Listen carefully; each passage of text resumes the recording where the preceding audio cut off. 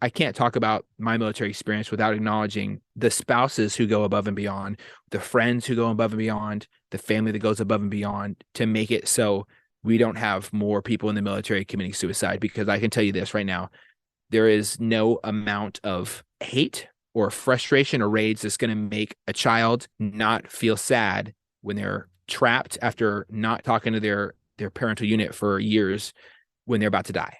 There's no way to contemplate that thought process or to how to reside with losing a piece of yourself because you were too full of rage, full of hatred, whatever. There's a lot of different ways to look at the scenario, but having a person do that for you, or having a person look out for you or advocate for you, or to support you in your time of need can be the difference between make or break. Before we get started, I wanted to give a huge shout out and a massive thank you to each and every member of our listener support program. Without you, this podcast doesn't happen. So your support truly means the world to me and to the mission. If you're interested in joining the listener support program, follow the link in the show notes, and I hope you enjoy today's episode. Welcome to Your Story Doesn't End Here, the mental health podcast of military and veterans who refuse to be silenced. I'm your host, Rachel, and my mission with this podcast is to be a voice for those who don't have a voice, bring awareness to mental health issues, provide value and solutions, and to change the culture when it comes to mental health within the DoD organizations.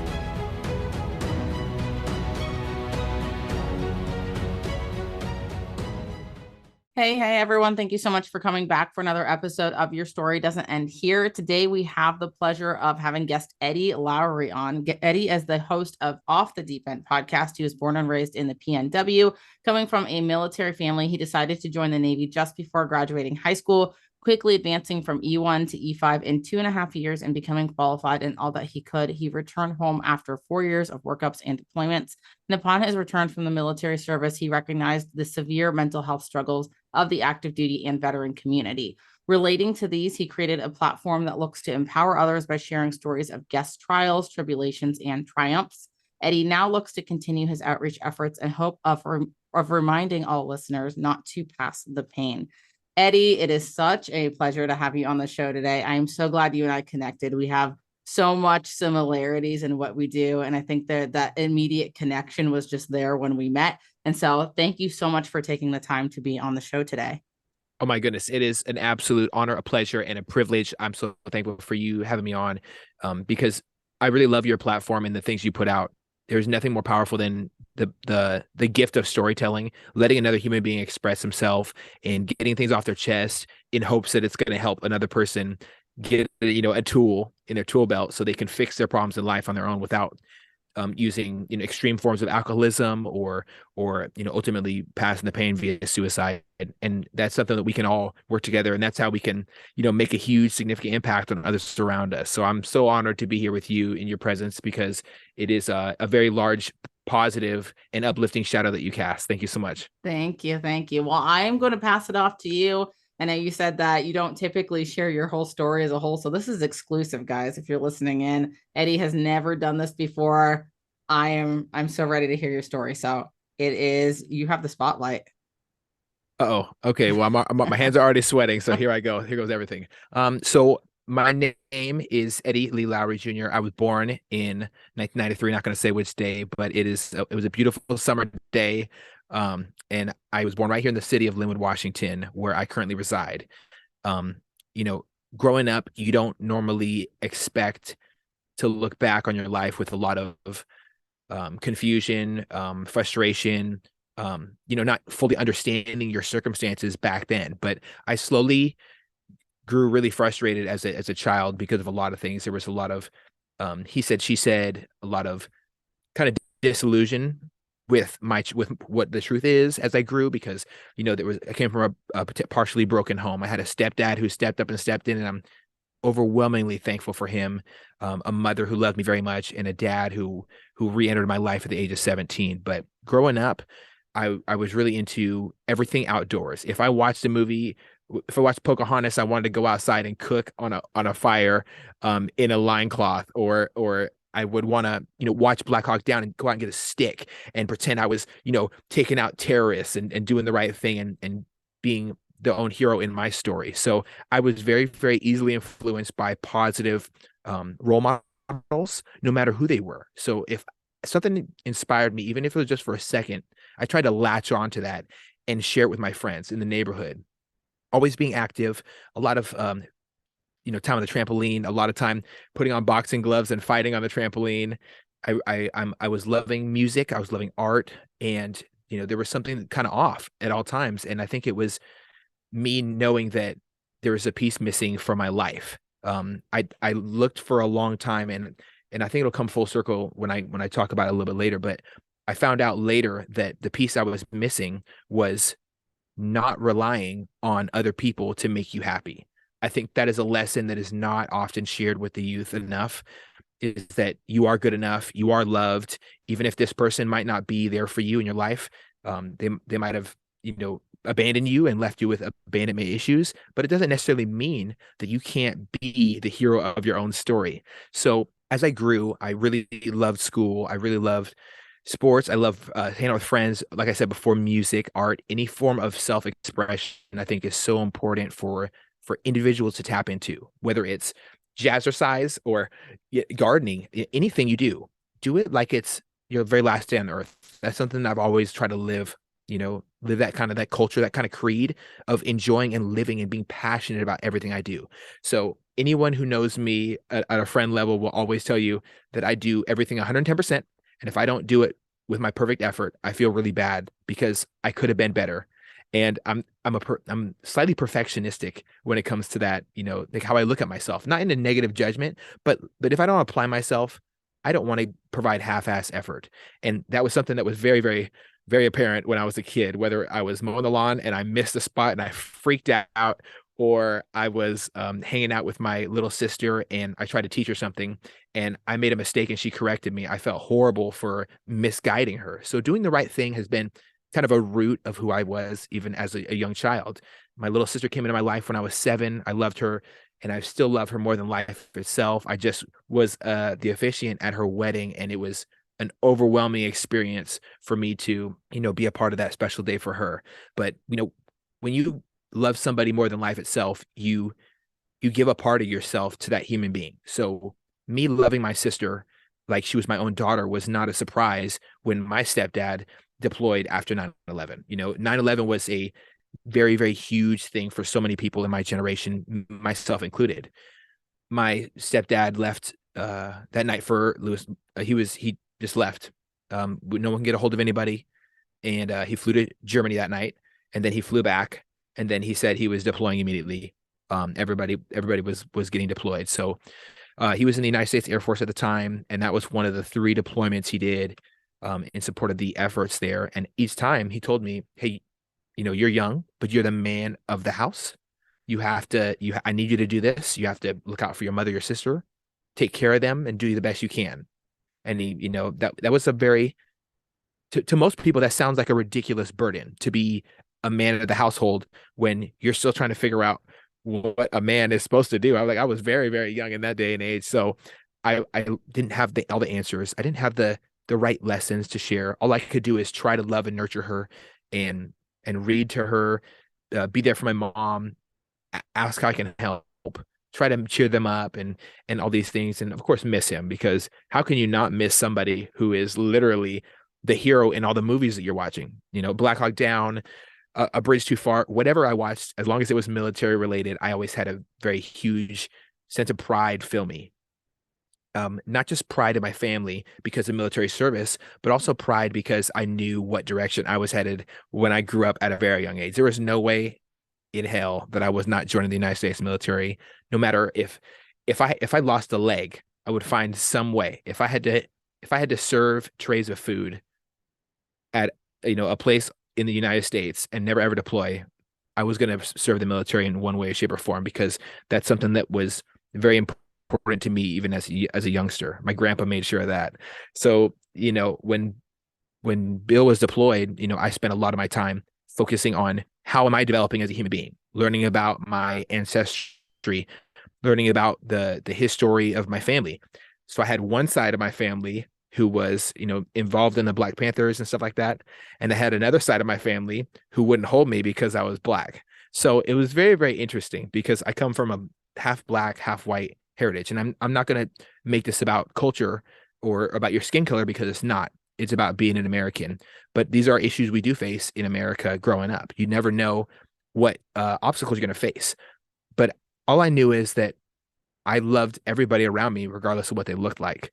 So I thought the idea of racism growing up was just ridiculous. And that kind of followed me leading into the military with how I dealt with certain racial situations that did show up.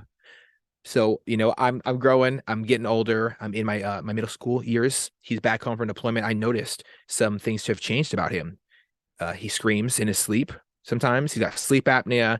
He's got problems. He doesn't like to talk about things. He doesn't like to watch certain movies. Some things freak him out when it's really not or any reason to freak out a little middle schooler. I had no idea. I didn't have all the answers. Life was hard, but me not understanding as a young child, all I could do is my best of, just focus on doing what kids do, which is usually worry about their parents. So of course, I spent all my time trying to figure out problems and solutions and things, and try to talk to him about the military, try to talk to my mom about what we can do, what can we change. And unfortunately, there was some events that led to them separating. So I back again, I'm going back and forth between houses with my sister, trying to help her navigate the experience of living in a broken home where there's problems.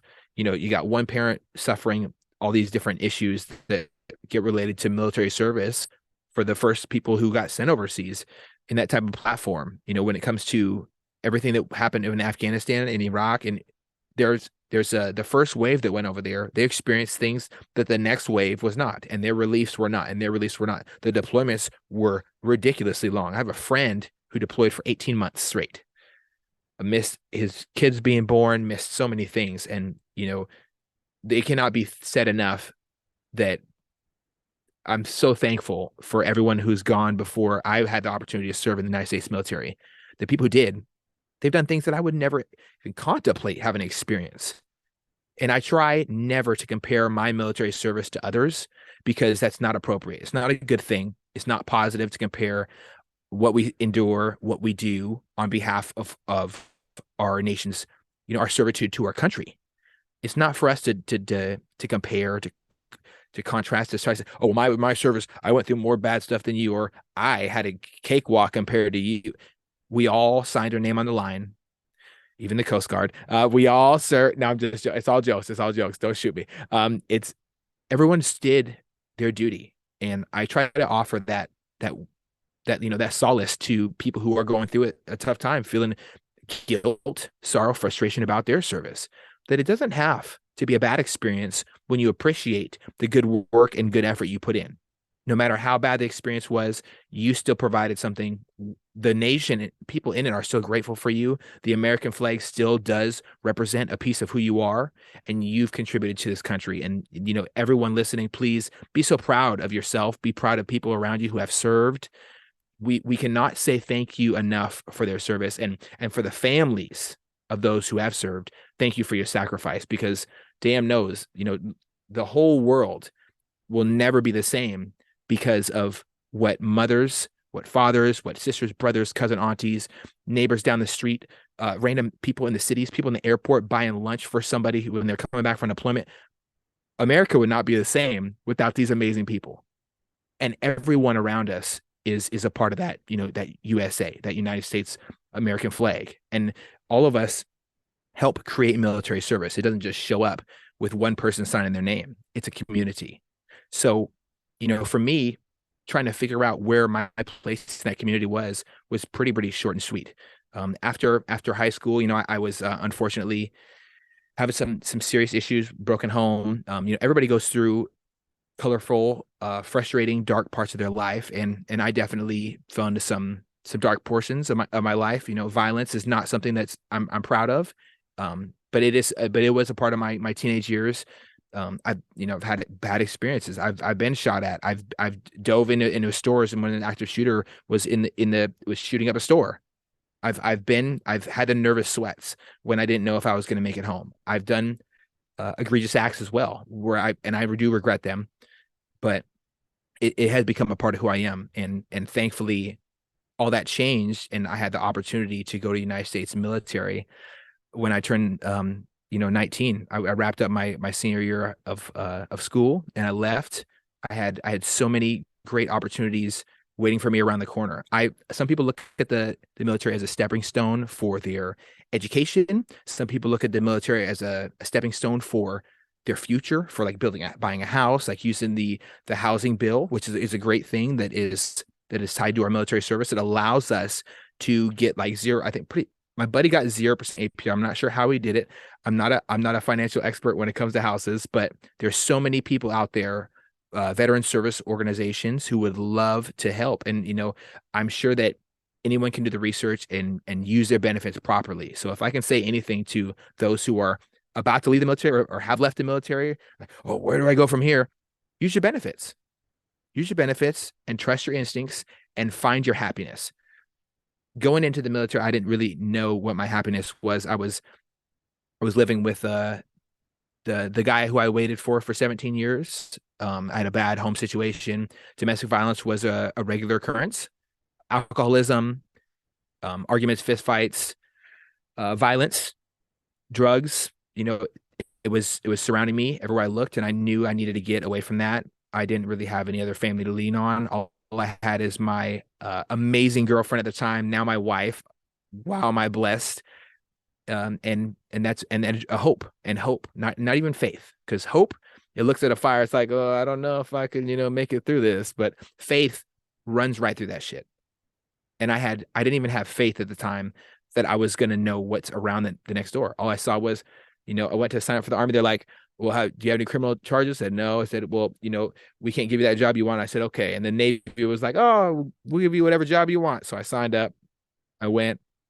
But 7 days before I was about to leave, I had a life altering experience.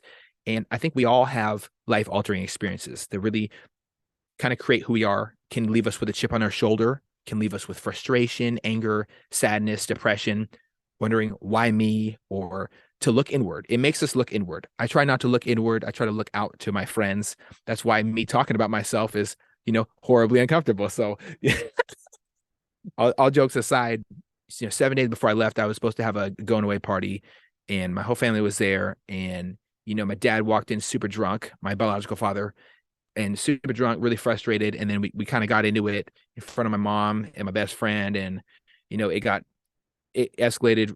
There was no slow escalation. It was 0 to 1,000 really fast. I was pinned to my bed in my room, and then into my cabinet by my throat. I couldn't breathe, and so I started, throwing strikes from. I didn't know jujitsu. I didn't know anything martial arts related, so all I could do was punch up and try to defend myself. Took a lot of hits to the face.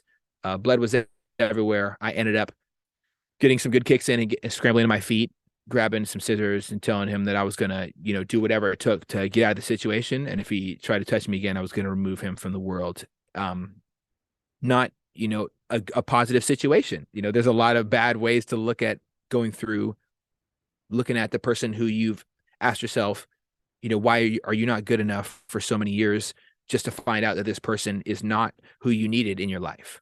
There can be a lot of disappointment there. Anyone who's gone through broken homes can probably relate to that feeling. Like, why isn't this working out? The questions you get at a young age, just because you're 18, 19, doesn't mean those questions from when you were 3, 4, 5, 6, 7, 13 go away.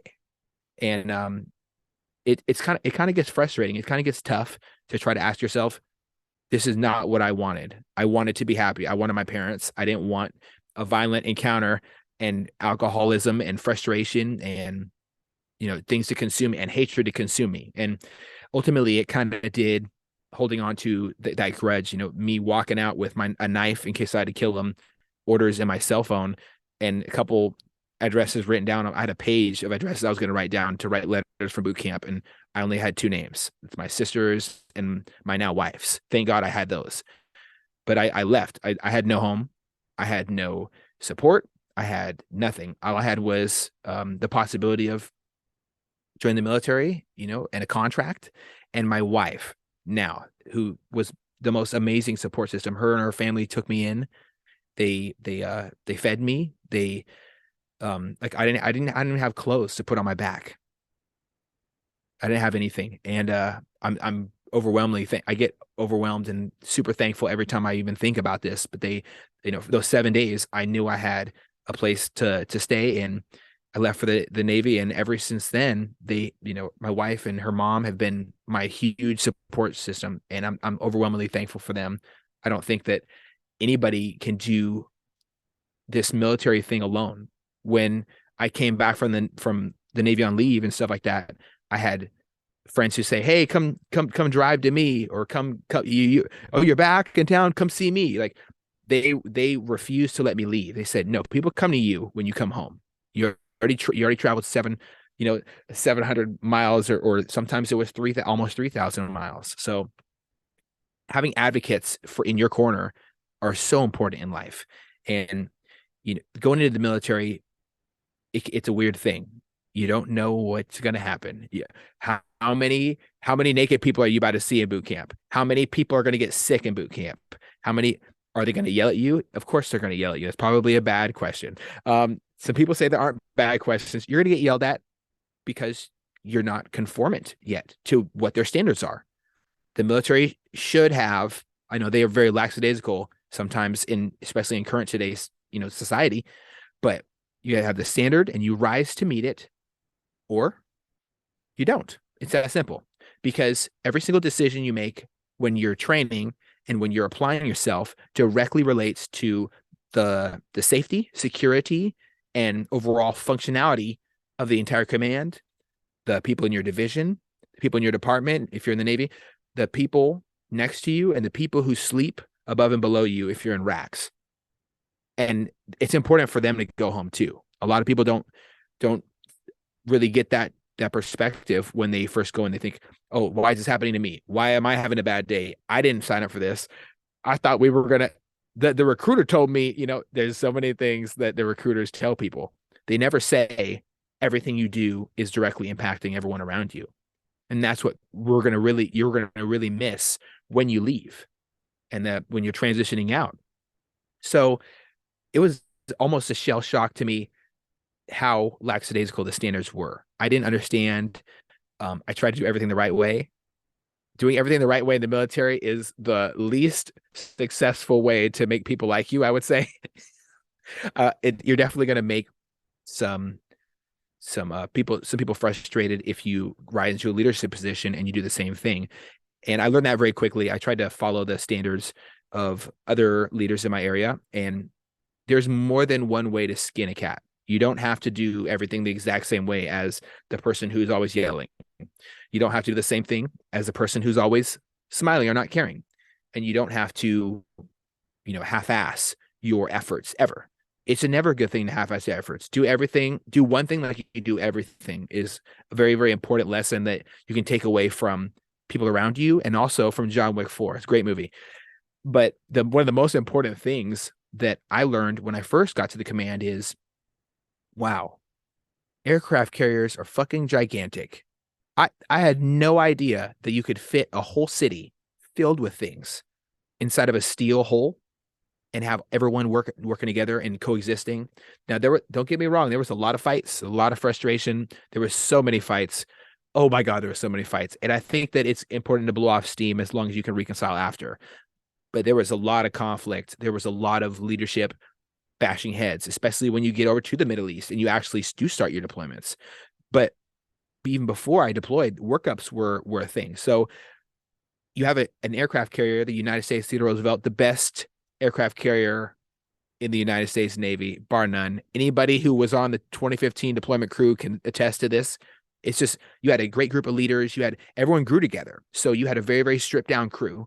And every week people would show up. Every week people would show up as the ship gets out of the dry dock and starts to do training, starts to send sailors TAD, temporarily assigned duty, to a different ship. So you can learn, get experience, get qualified, learn how to drive the ship, to become a helmsman, to learn how to change the RPMs on the digital display screen, because that's how we operate speed now. We don't use that golden cranker thing in the Titanic anymore. To learn how to coexist with the OSs, the people on the bridge who look at the dots, and the people who work in CDC, who works up in top, who works up, who changes the flags, who works in the reactor. Nobody really knows because they're always working in their reactor, dealing with propulsion plant casualties. You learn how to work with every single genre of human being that could possibly be there. Doesn't matter what they look like, doesn't matter who they pray to, doesn't matter who they lay with.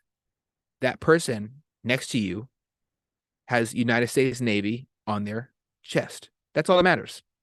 There is no such thing as I've when you're really vibing with a crew and it's really a positive environment, you don't deal with racism, you don't deal with sexism, you don't deal with people treating you like shit. Everybody coexists, and you create that camaraderie with good leadership, good intentions, and working together. So that's exactly what we all tried to bring together. It doesn't always work out at first, but over the course of time, you refine your crew just like you refine yourself with skills. So pulling out of the yards, we were bringing in new groups of people. They'd come in with maybe a chip on their shoulder. Some people we'd be standing in ranks. Somebody in the front was giving instructions and said, shut the fuck up. And somebody in the back of the ranks charged through the ranks and they start fighting. It's what it is. We can figure that out. We can talk that situation out. It doesn't need to necessarily go to NJP when it can be a discussion, reconciliation, and not fight in front of other people.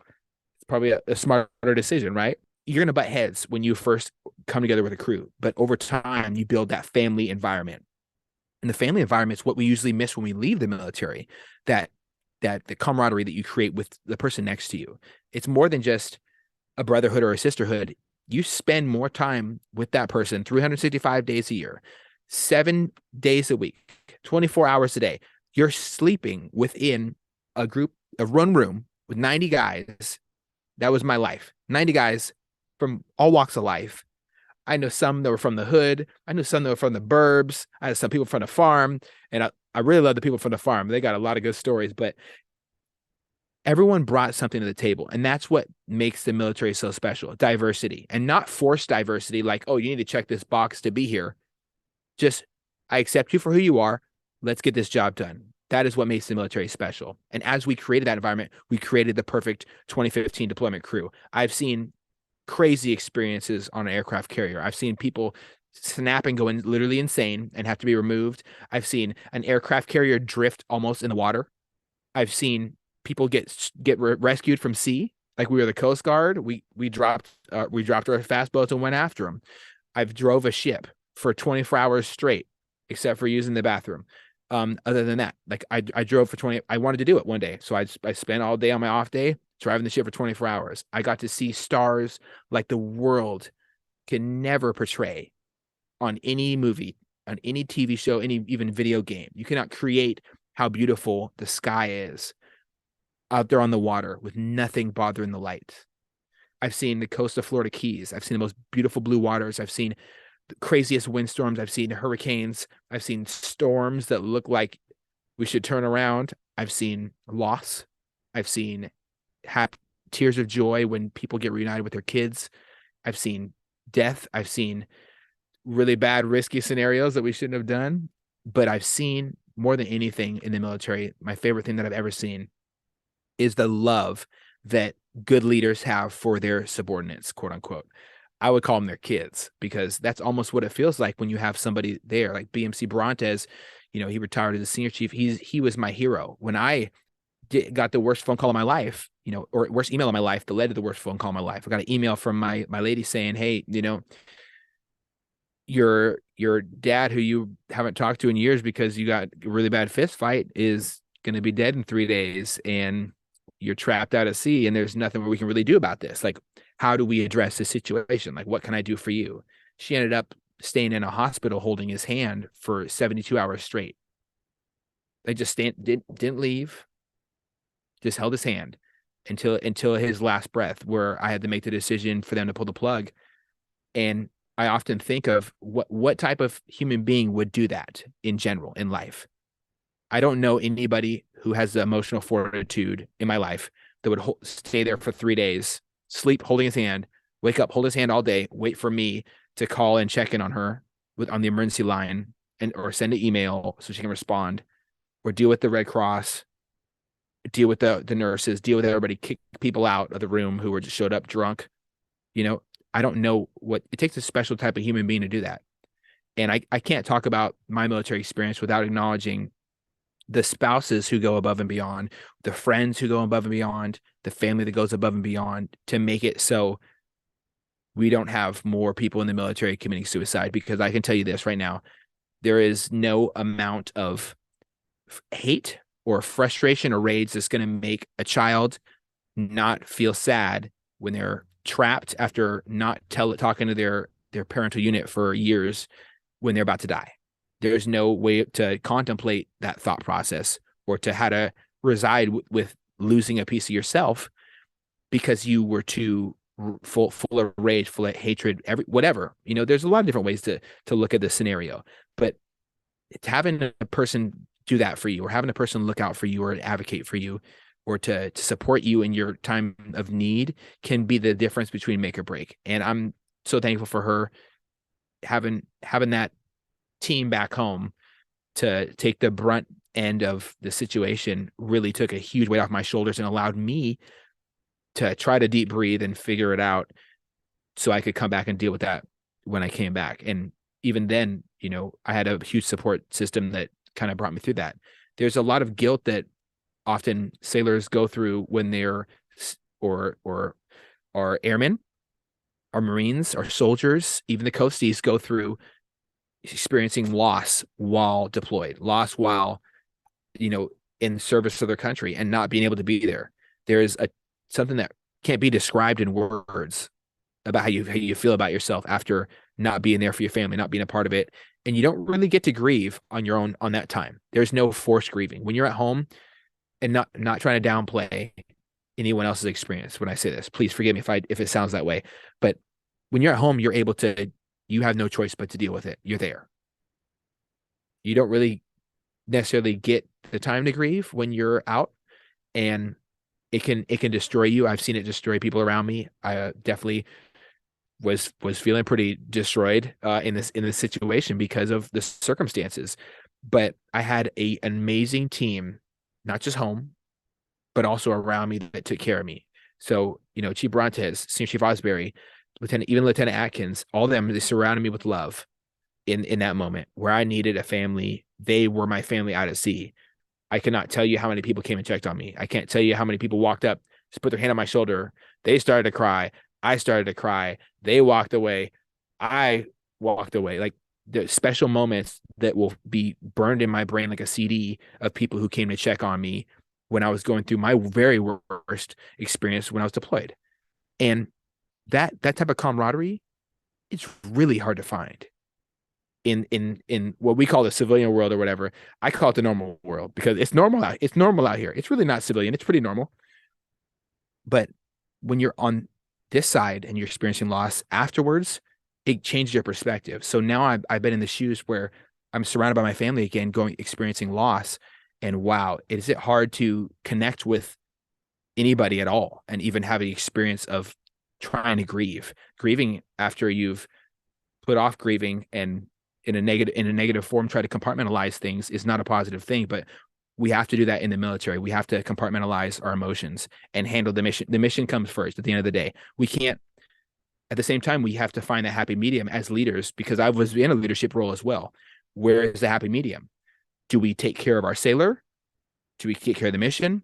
There's nothing stopping anybody with any fucking collar device from taking that off, tucking them in if you have to, and chipping paint or driving a fast boat, whatever you have to do for that person to be okay, do it. Do it, do it, do it. It is not worth our sailors ending their lives. It's not worth our sailors becoming alcoholics. It's not worth our sailors having mental health struggles when they get out afterwards. It's not worth it, because everyone can play a key and a very, very important role, a vital role in affecting how that person grieves or goes through their issue. So when I had sailors under me who were losing family members, get out of my sight, go wherever you need to go, even if it's right here with me right now, wherever you need to go, and deal with how you feel. And sometimes it was, I just need to talk to somebody. Everybody get the fuck out of the office, lock the door on your way out. And I'd sit there, and it might take 6 hours, but we're going to figure out how we feel. We're going to cry. I'll cry with you. Yeah, probably will. because I care about my people that much. Being a leader doesn't necessarily mean you have a stern face. It means you can inspire others to be the best version of themselves. And you do that by finding common ground, just like we do with almost anything else. And that was one of the most important lessons that I learned through the worst experiences, my time in the military. To kind of finish up, summing up my military career, I advanced from E1 to E5 in 2.5 years, got all three of my warfare pins as soon as possible. I got every single qualification I could. I asked to go to every single school I could. I did not always do the best job. I do have regrets as a leader. I wish I was more empathetic. I wish I cared more. I wish I smiled more, because there's nothing that a smile can't fix on a mediocre level. You're having a bad day. Hey, come on, man. Just slap him on the shoulder. We can come on, let's figure this out. What we got going on? Well, my girl left me. Okay, why did she leave you? I cheated on her. Well, dumbass, what do you expect? Right? So a little bit of mentoring is one of the best parts of being a leader. People look up to you. You can step up or you can disappoint them. Everyone needs leaders, and you don't have to be older or younger than them to be in a subordinate or a leadership category. Anybody can be a leader. Children inspire me daily in my community, the things they do. There's never a bad time to step up and step in. So, going through and advancing quickly, I made a lot of poor decisions. I made a lot of good decisions, but one of the best decisions I've ever made is seeing that act that my wife did for me and asking her to marry me, and be my forever human being. I could not let someone that special just disappear into the world. You know what I'm saying? Because so I practice, like, I wish I could do it all over again and just beg her to be my person forever. I think it's important to not listen to others when they say, "Oh, you shouldn't get married, man. You're in the military. You're just getting married for a paycheck." I married that girl because she is my entire world, and I've never looked back. And I wish that people in the military didn't get a bad reputation for getting married young, when we think we might not come back and have life to live. So we are living at our own pace. So to the people who don't know what military service is like, don't judge us. You know what I'm saying? You might not be living at our pace, because our life could be over like this. And it isn't inherently dangerous to be stationed even on any Coast Guard vessel and on any Air Force base. It is inherently dangerous, and not just because of active shooters who go crazy, but because of our environment. It's a fast-paced thing. Unrep is very, very dangerous. I've had friends lose legs doing underway replenishment, transporting mail and goods between two ships while they're driving parallel at like 12 to 14 knots. So, like, it's a very, very dangerous thing. Flight operations, dangerous. Controlled chaos on the flight deck. The movie Top Gun does not do it justice. It is very, very chaotic. And if one thing goes wrong, we have sailors in the water. That ain't it. We cannot let our people stay in the water. So there's certain things we need to, grasp as well. So when you're joining the military, you have to operate at a certain capacity. You can't be dragging your feet because you're about to get off in a couple hours, then you're about to do whatever. You need to move. You have to work at a certain capacity and fulfill your requirements so that everything runs efficiently. Because if I don't do my maintenance on the boat, and if something's missing out of the boat, or I don't make sure the bilge plug is installed in the starboard rigid hull inflatable boat, how is it going to even get to the person in the water while it's filling full of water? It's not going to be a thing. So everybody has a part to play, all the way down to the person who just washes laundry for a living. Everyone does their military service, and everybody should be appreciated. So that pretty much encompasses my military experience. The reason why I got out is kind of plain and simple. I got sent to the wrong ship for over 100 days on the wrong side of the coast, when me and my wife were going to be house shopping on the West Coast, where I was after I deployed. And they told me that I was going to deploy again pretty soon after that and go right back into workups. And it didn't sound too optimal to me. And then come to find out that a leader was trying to keep me on the wrong ship on the East Coast, 3,000 miles away from my significant other. So I was back to geobatching. And if you geobatch for 4 years, which is when you're geographically separated from your significant other because of this, that, and the third, it's not a good situation. It can rot your relationship. Thankfully, mine didn't, but it drives a wedge. Military service does drive a wedge. So I left. I made a good decision, I do believe, to wrap up my chapter of the time in the military and begin my life. And now when you get out of the military, there's so many things that you don't anticipate happening. Wow, there's a lot of bills out here that I did not anticipate. Credit cards are not necessarily my best friend because the credit card payments might not be your best friend. I have to find housing. Why do people look at me differently? Why are people quiet when I walk in the room? Do I have resting bitch face? Why do I drink so much? Why do I swear so much compared to everybody else? Why do I do I do I get angry with people quickly?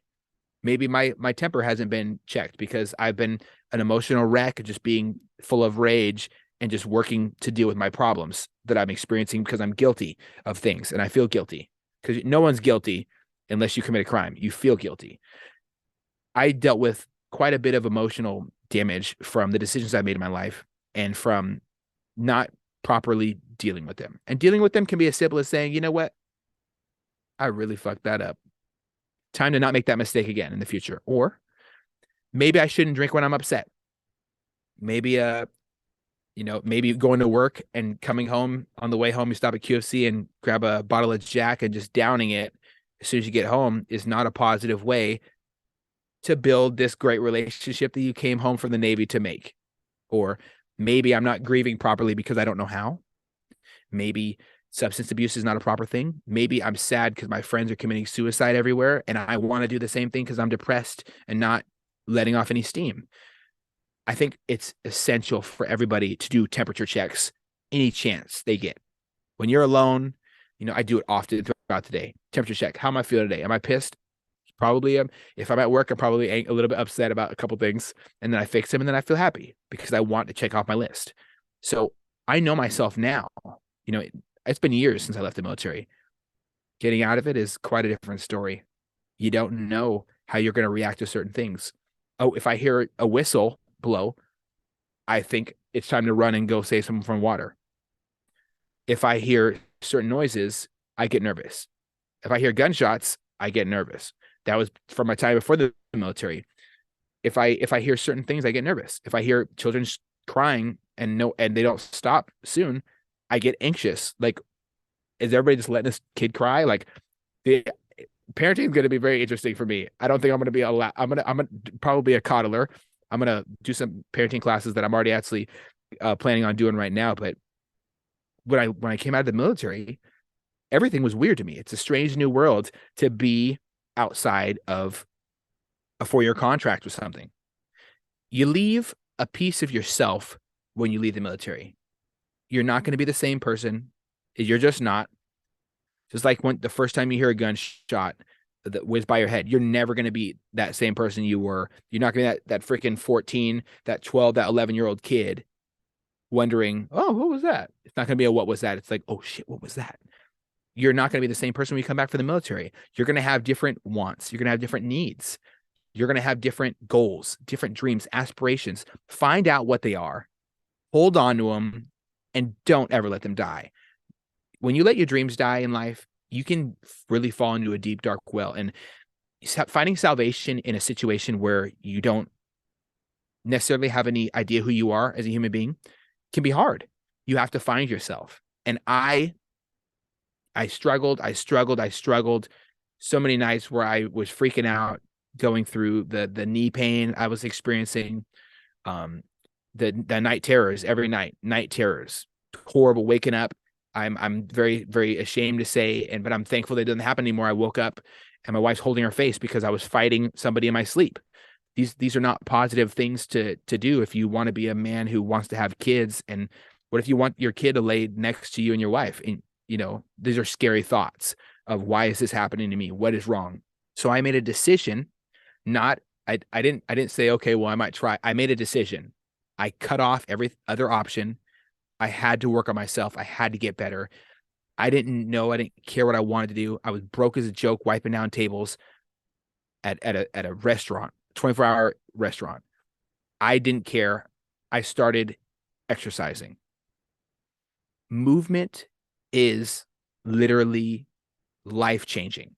Whether you're doing jazzercise, yoga, just walking 20 minutes a day, go out and walk. One of my favorite groups, GBRS group, they're shooting instructors, they make great equipment for special operations community and so many other things. they get out and walk. Get out and walk. Just grab. You don't need to walk with your gun and your full kit and your night vision goggles or whatever, but get out and walk. 20 minutes a day. Just walk. I guarantee you by the time you come back, you might be feeling tired, depending on how out of shape you are, but you'll be feeling better. Go out and move, stretch, breathe, listen to the birds outside during the summer versus the winter. To find something to latch onto and invest emotionally into it, because that will change your perspective. That'll change your life. Me stepping out into the world for the first time, I needed something to save me. And I found out who I was through fitness. I started getting into dieting. I was 125 pounds when I started, lifted weights for about 4 years. I was about 212 when I was done. So I had a significant physical change. My confidence was up. I was happy with myself. I didn't necessarily know what I was doing when I first started, because I didn't lift weights very much outside of for sports. So it was all new to me. It was exciting. There was new levels. And your body is like a Jeep. You can add the fat tires. You can add the pretty lights, the light bar. You can take off the top. You know what I'm saying? Enjoying how you look in the mirror is a priceless and very, very successful way of improving your self-image, because you're literally changing your self-image. I thought it was a bulletproof idea. So I tried it and it worked for me. It might not work for everybody, but that was one way I started to change. I also decided to not drink when I'm upset. That was step number 2. It's very important not to let alcohol numb you or your problems, because they're still going to be there when the bottle's gone. Still going to be there. When you sober up, your problems are still going to be your problems. And number 3, I started expressing myself. And I started expressing myself through talking to friends. I couldn't even talk to my wife about what I was experiencing, because I was so ashamed. I was so ashamed. Wow, who is this guy that experienced all these things and just left? Doing so good with my career, I just left. I left a piece of me, and we all do. We leave a big piece of ourselves back when we leave the military. But that uniform coming off doesn't necessarily mean you're not the same person. You are. You just have to find out who you are without the uniform. And that's a scary thought. It's a scary thought for a lot of people. That's why there's something like merging veterans and players, because it's a scary thing for athletes to do something similar. When we decide we're not going to be this individual, it can be terrifying. The idea of leaving the military after you've done it for literally 4 days or 4 years, 365 days a year, that's crazy. It's an insane thought for me to kind of think about. When I'm 19 years old on my first day there, I was like, I'm doing this forever. I'm doing this forever, 20 years, gonna get the easy paycheck. When I leave there, I'm gonna find a better paying job, and I'm gonna just spend all my money on my wife and just be happy. That wasn't my reality. Now I work in a blue collar trade, and I'm very thankful for that, but that wasn't my reality. I didn't have any vision. And so that is another important key component of healing once you leave the military, having a vision. What does it look like? What does my dream car look like? Okay. What am I driving now? Piece of shit Honda. Okay. We can work from here. We can work from here. Everyone starts somewhere. And every single person who leaves the military needs to humble themselves. Every single one of them. It's okay to press restart. It's okay that you're starting out. You don't need to be perfect. You don't need to even be great. You just have to try. You've been absent from your family from this long. Just show up. Don't sit at home like I did and be pissed off and depressed and miss out on this opportunity that your family's having to celebrate the youth in your family. That's huge. The youth are the future. Be around them. Be inspired by them. Find out how to live again. You if anything, just find music. Music is a great way of expression. And all these are things that I was really dealing with. I had no idea that I was ever gonna go through a horrible mental breakdown and freak out and be just overwhelmed with guilt and depression, frustration, diving into alcohol to deal with my problems. None of that's positive. Fitness saved me. My relationship with my wife saved me, my best friend. And also getting into now in my day and age, getting into firearms in this day and age right now is my way of dealing with things. So I get comfortable with singular focused tasks, focusing on one thing. It's really not as complicated as people make it seem to throw a bullet at a target and hear it go ping. It's like a good job, you did it, kind of thing. Or it's not easy to lift weights. You pick it up, you put it down, you don't hurt yourself. Did you flex and stretch the muscle so it gets wrung out like a sponge? Okay. Did you eat your food? These are all singular focus things. It's a check in the box. Or I would say it's absolution. I don't like dealing in absolution on a regular basis, but applying it to certain things is positive. Saying, am I a piece of shit or not, is not good. That's a check in the box or not. And judging yourself is not positive either. So I decided to judge things I do, my actions, instead of judging myself. And that was really what drove all these different things I've tried home. Judging my actions, am I applying myself 100% or not? Not, am I good at this or not? I'm not a good shooter. I'm really good at doing small things and doing them repetitively until I get good at them. And then I'm good at that thing. And then I'm good at the next thing. I'm not very good at, shooting 2,000 yards. That's not really what I do. And that's okay. I might work on it one day, but, stepping stones, small things, one step at a time, and giving yourself some grace is the singular and last thing that I will advise everyone who get out of the military to do. Give yourself some grace. Pick yourself up, not by your bootstraps. That shit's hard. Okay. Pick yourself up off the ground. Look at the version of you that sits in front of you and forgive that person, because there is nothing wrong with who you are. There is everything wrong with your perspective. How do you look at this situation? How you look at yourself, how you look at your loved ones? What impact are you having on others? Just because you left the military doesn't mean your perspective that you provided them, the service you provide, or anything else have to change. So get the fuck up, give yourself some grace, and keep going. There's never a reason to commit suicide. It does nothing positive. It passes the pain to everyone around you. Ask the 24 friends of mine that committed suicide last year. You can't. Their story is ended. Yours doesn't have to, and your story doesn't have to end here.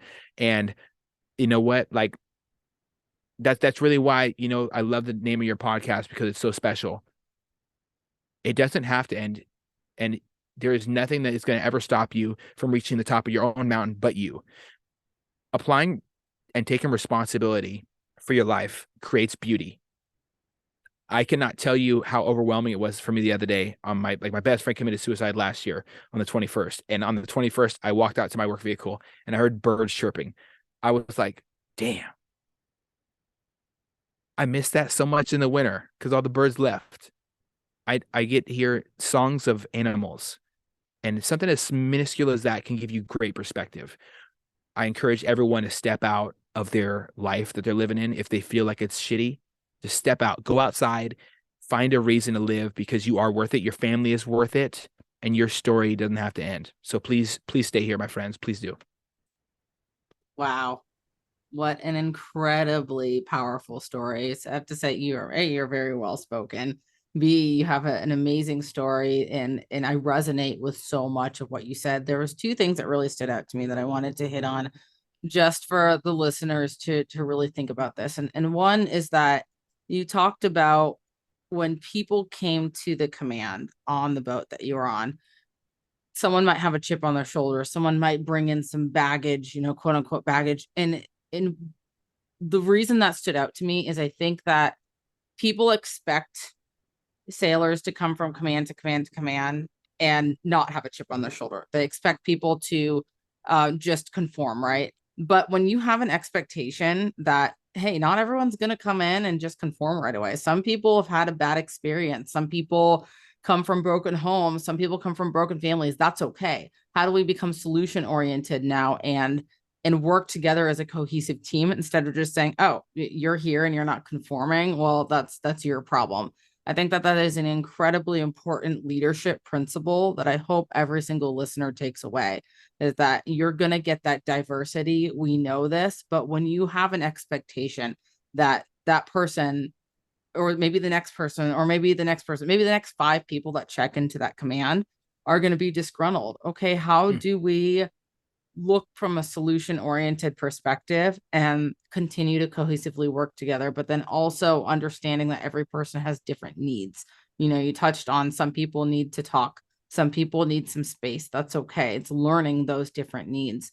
Um, so I thought that was a really, really powerful point that you brought up. The other thing that you brought up was talking about how we are different people when we leave the military. And so, me, I was very resistant of that for a long time.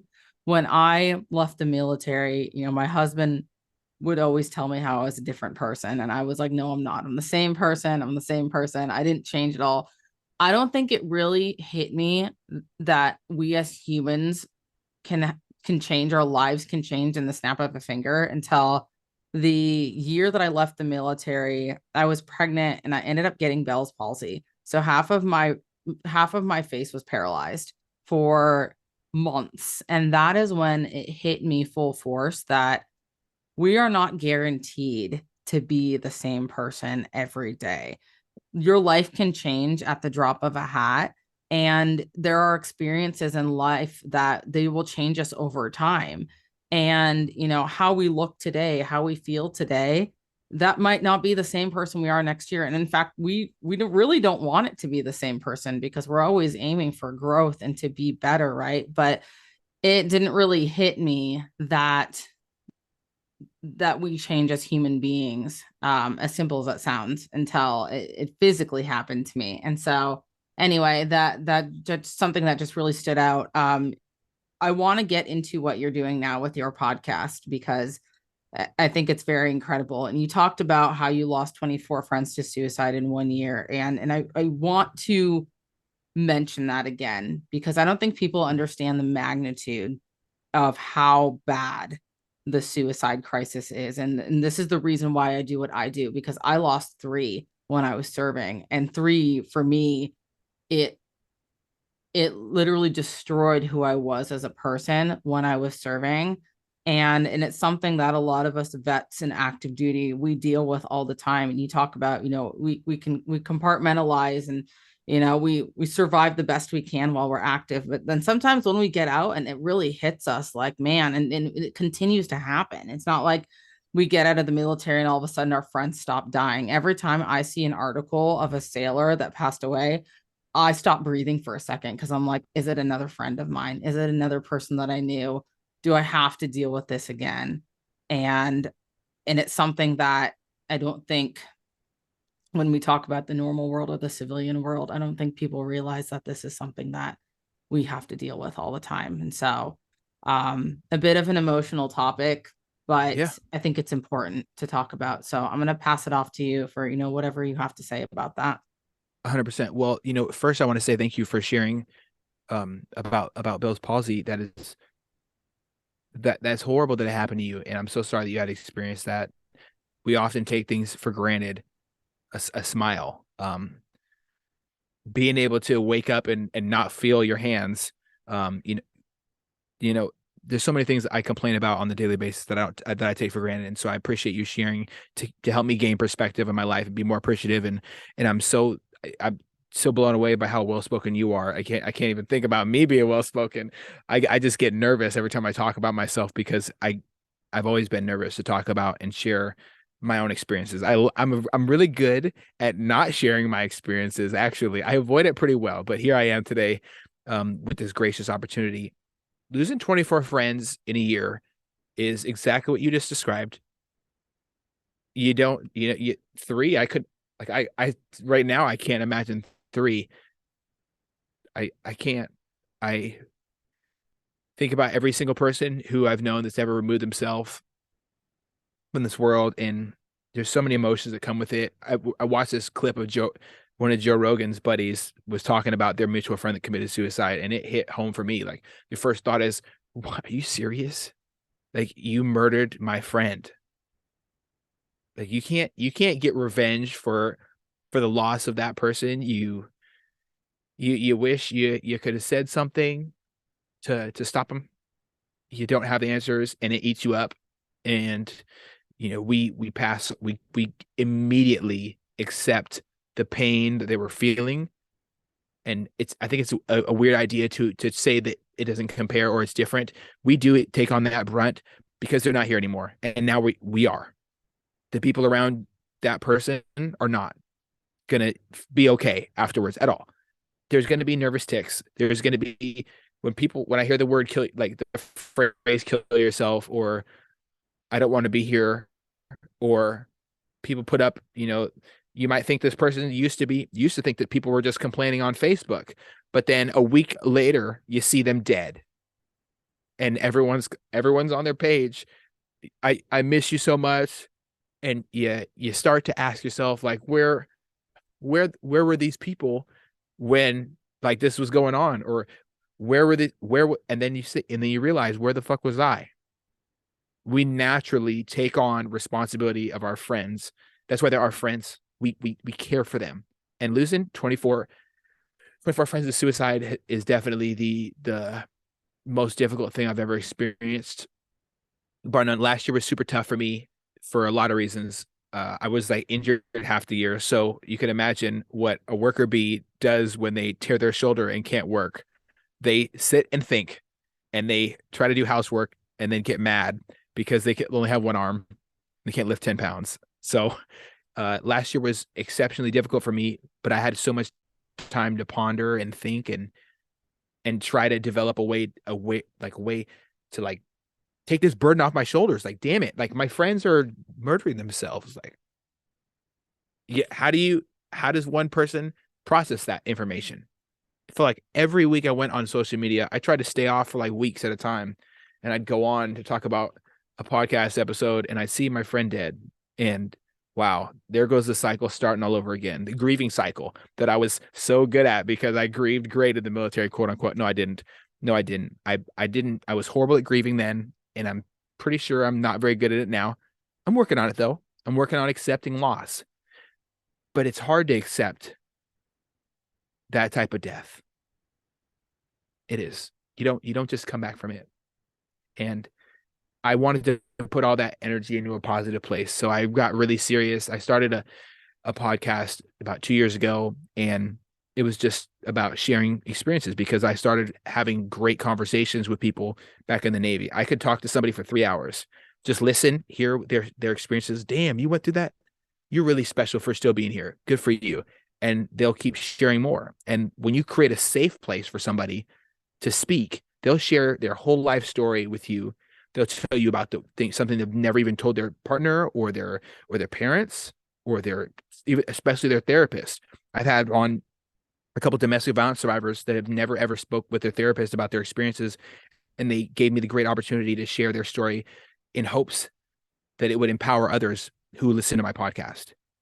Sexual assault, that's something that happens too.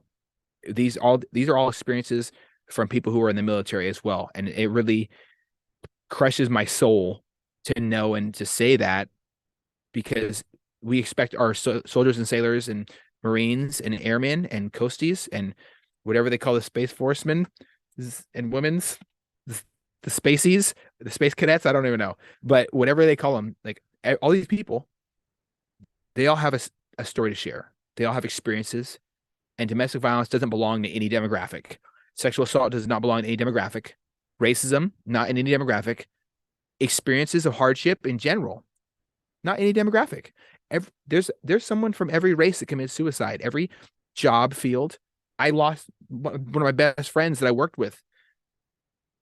I saw him the day before. You would never know. It's hard to quantify the love you have for someone until they're gone. We don't know. We don't say it enough. Like, I love you, bro, or hey, I really love the person you are, or much love to you and your family. Like, we don't say it enough. And I think it should be said more. I wanted to pour the love I have for other people into a way that's going to help people know they're loved. When you know you're not the only one going through something, it seems to make everything kind of, the edge kind of laid off a little bit. I had somebody reach out to me. Hey, I lost my dad on deployment too. Thanks for sharing your story. When I had another, one of those uncomfortable scenarios where my wife's mom interviewed me on episode 5 of Service and Sacrifice on my podcast, and I shared my story, and 10 people reached out to me. Oh my God, I had the same exact scenario. Thanks for sharing this. I'm going to stop drinking every day, or to try to deal with this, or maybe I'm going to try working out. And now there's not just a bunch of gym rats out there. Some people do yoga, some people do whatever, but people are working on themselves. How great would it be if every time you go through something, you told just one person, and you might never know what they're going through. They could be going through the exact same thing. And I encourage everyone to come on your podcast and talk and share their story and talk about what they're going through. That is essential. Storytelling or just sharing and have a conversation about what you experience, it can empower others to see that there is a light on the other side of the tunnel and not past the pain. Because I promise you, everybody else feels it when you go. And it's hard. It's hard to really describe in words what my podcast has turned into. It's more of just sharing stories. I have different series about fitness. I have people's experiences. Sometimes it's just me coking and joking with a friend. Other times I'm bawling my eyes out. They're crying too. They're telling me, and they're, amazing human beings for doing this. Even my anonymous guests are the most important part, I would say, because they're still doing a service to the world, sharing their story with the hopes that it helps another person. And I've donated every single dime that I made off my podcast to a domestic violence survivor support group that deals with instructing ladies in firearms, specifically ladies, but they help men as well, but they really do focus on domestic violence survivors. So Miss Carrie Sloan takes care of anybody who's experienced that. She has a portion of her funds from a nonprofit dedicated just for that. So I think it's important that we not just share stories, but also uplift others with all that we do and advocating for others. So when we talk about veteran experiences, or when you talk about your experiences leaving the military, how it's hard to not know you've changed when people tell you you've changed, and you're like, what? I didn't change. I'm me right now, obviously. Can't you see? Like, I'm me. I'm just me. I change every day. Now, in hindsight, what I'm thinking, I'm like, I change every day. And as long as I try to move forward, my mental health is going to be okay. But the stagnancy is the scary part. Nobody likes to talk about the stagnant moments where we feel like we're not living.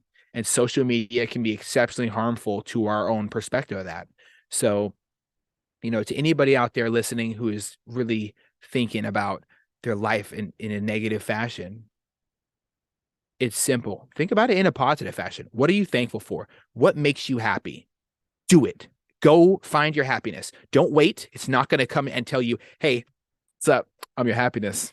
How's it going? It's not going to do it. I wish it was. Man, I wish it was so much, but it's not. And you're going to feel exactly how you feel until life around you changes, because not just on you, life around you has to change too. So you got to clip out some of those weeds in your lawn.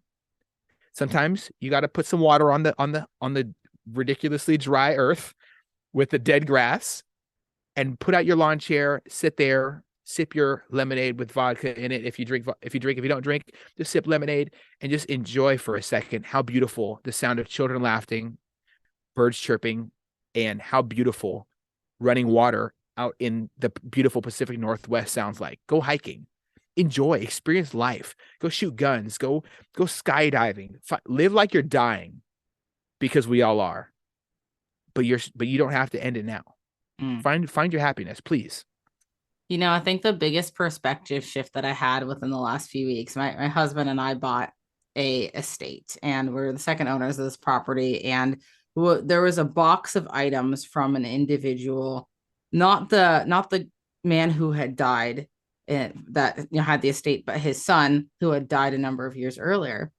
And I was looking through this box of items, and you had everything in there from resumes to paperwork for jobs and all the stuff that I'm like, man, I can't think about how many times in my life I stressed out over a resume or doing a certain thing or a job. And I'm looking at this box and I'm like, none of this shit matters. When you die, the number of things you had on your resume, all that shit, none of it matters. I'm like, what really, really matters is the things that you did to make you happy and the things that you did to make you feel alive. And I had this like profound perspective shift as I'm looking at this box that I'm like, man, at one point, someone really, really like stressed out probably about this. And I've done that before. And so now I hope that people listen to this and they take that away, is that, if a bill or something is stressing you out, and say you pay it a week later and there's a late fee, it's okay. The world moves on. It's not that big of a deal.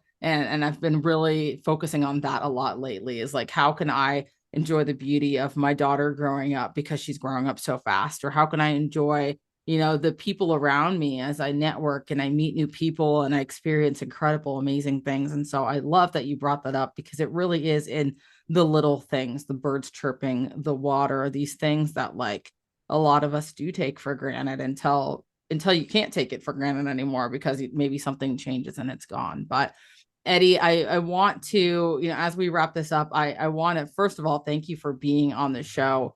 I know your story is going to impact so many people, but where can people find you? Where can they listen to your podcast or just interact with you in general? Oh my goodness.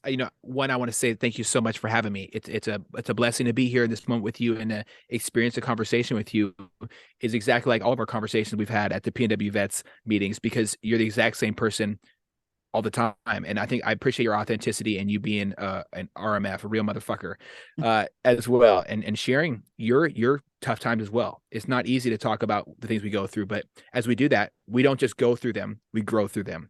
So thank you for that. And I can find my podcast can be found on every single platform where you can find one. The easiest way to do it is just to look up Eddie Lowery Off the Deep End podcast. I sent you the link. We can put it in the description, but I'm able to be found on every platform possible. I've been removed. A few of my episodes involving domestic violence and sexual assault have been removed from YouTube, unfortunately, because they don't like people to express those things. I'm not sure. It's really not up to me, but you can find me on Apple Podcasts, Spotify, Google Podcasts, Breaker.fm, Anchor, anywhere absolutely in the world. And I appreciate every single person who I've had on who's changed my life. And I appreciate listening to your podcast, listening to the people you have on. They make my life better. So thank you for what you do. Oh, thank you so much. And for anyone listening, I am going to be on Eddie's podcast as well. So make sure you check that one out. When that episode drops, I'll make sure to go back and link it in the description of this one. So please go support what he's doing, because it's incredible. And the more we support each other, the more we get the message out there, because that's what's truly important, is getting these stories out into the world. So Eddie, to end this today, I'm just going to ask if you have any last words or advice that you want to share with the audience. Love yourself a little bit more than yesterday, and love everybody around you like it's their last day. And it won't be. Thank you for taking the time to listen in today. With your support, we are able to increase awareness of the mental health issues affecting service members and veterans today, with the goal of creating positive change. If you got value from this episode, please take 30 seconds to subscribe and share this episode within your own network. Until next time, remember, your story matters, your mental health matters, and your story doesn't end here.